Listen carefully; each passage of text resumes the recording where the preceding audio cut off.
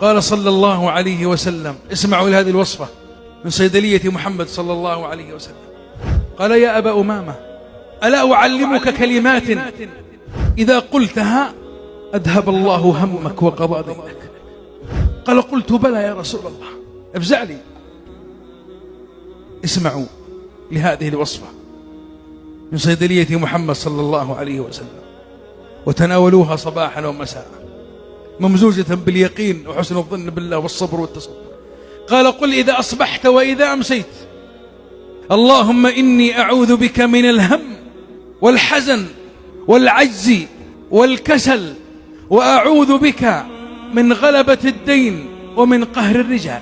أعيد: اللهم إني أعوذ بك من الهم والحزن والعجز والكسل والجبن والبخل